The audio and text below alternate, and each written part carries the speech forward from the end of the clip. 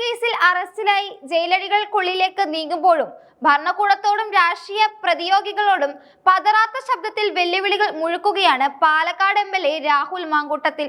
മൂന്നാമത്തെ പീഡന കേസിൽ കോടതി റിമാൻഡ് ചെയ്തതിന് പിന്നാലെ കനത്ത പോലീസ് കാവലിൽ ജയിലിലേക്ക് കൊണ്ടുപോകുന്നതിനിടയിലാണ് രാഹുൽ മാധ്യമങ്ങളിലൂടെ തന്റെ നിലപാട് വ്യക്തമാക്കിയത്.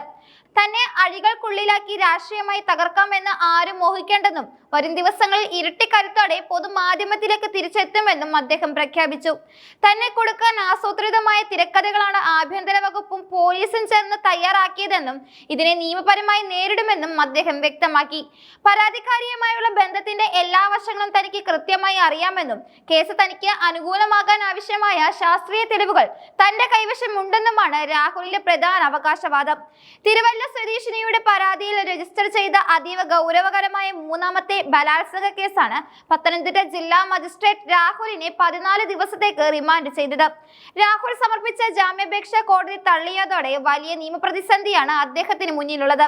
പത്തനംതിട്ട ജനറൽ ആശുപത്രിയിൽ വൈദ്യപരിശോധന പൂർത്തിയാക്കിയ ശേഷം അർദ്ധരാത്രിയോടെ മജിസ്ട്രേറ്റിന് മുന്നിൽ ഹാജരാക്കിയ MLA തുടർന്ന് മാവേലിക്കര സ്പെഷ്യൽ സബ് ജയിലിലേക്ക് മാറ്റി.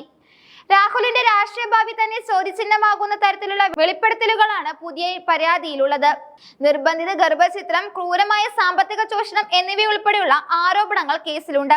ഇതിനിടയിലാണ് രാഷ്ട്രീയ വൃത്തങ്ങളിൽ വലിയ ചർച്ചയായിക്കൊണ്ട് തന്റെ തെരഞ്ഞെടുപ്പ് നിലപാടുകളെ കുറിച്ചും രാഹുൽ സൂചന നൽകിയത്. വരാനിരിക്കുന്ന തെരഞ്ഞെടുപ്പിൽ കോൺഗ്രസ് തനിക്ക് സീറ്റ് നൽകുന്നില്ലെങ്കിൽ പോലും സ്വതന്ത്രനായി മത്സരിക്കാൻ മടിക്കില്ലെന്നും ജനങ്ങൾ തന്നെ വിജയിപ്പിക്കുമെന്നും അദ്ദേഹം പറഞ്ഞു. ഇത് കോൺഗ്രസ് നേതൃത്വത്തിന് മുന്നിലെ വലിയ വെല്ലുവിളിയായാണ് രാഷ്ട്രീയ നിരീക്ഷകർ കാണുന്നത്.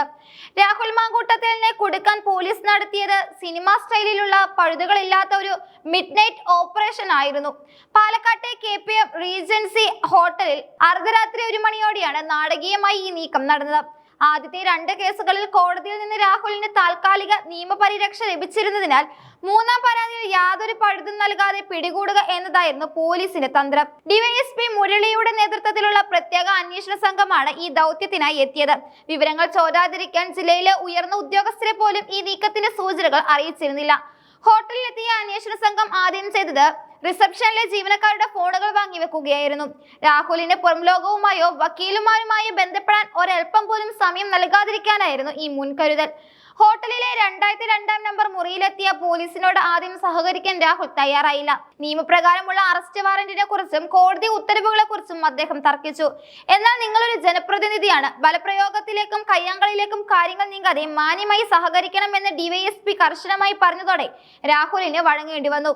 തനിക്കെതിരെ ഉയർന്ന ഈ പരാതികൾ ഗൂഢാലോചനയുടെ ഭാഗമാണെന്ന് അദ്ദേഹം മുറിയിൽ വെച്ചും ആവർത്തിച്ചിരുന്നു. മുൻപ് 2 പീഡന പരാതികളിൽ ഒന്നിൽ ഹൈക്കോടതി അറസ്റ്റ് തടയുകയും മറ്റൊന്നിൽ വിചാരണ കോടതി ജാമ്യം നൽകുകയും ചെയ്തിരുന്ന പശ്ചാത്തലത്തിൽ ഈ മൂന്നാം കേസിൽ പോലീസിനെ സംബന്ധിച്ചിടത്തോളം അത് അഭിമാന പ്രശ്നമായിരുന്നു.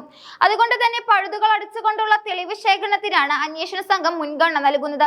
രാഹുലിനെ കസ്റ്റഡിയിൽ വാങ്ങി ചോദ്യം ചെയ്യുന്നതിലൂടെ പരാതിക്കാർ ഉന്നയിച്ച സാമ്പത്തിക ഇടപാടുകളെ കുറിച്ചും ഗർഭചിത്രം സംബന്ധിച്ച ആരോപണങ്ങളെ കുറിച്ചും കൂടുതൽ വിവരങ്ങൾ ാണ് പോലീസിന്റെ നീക്കം.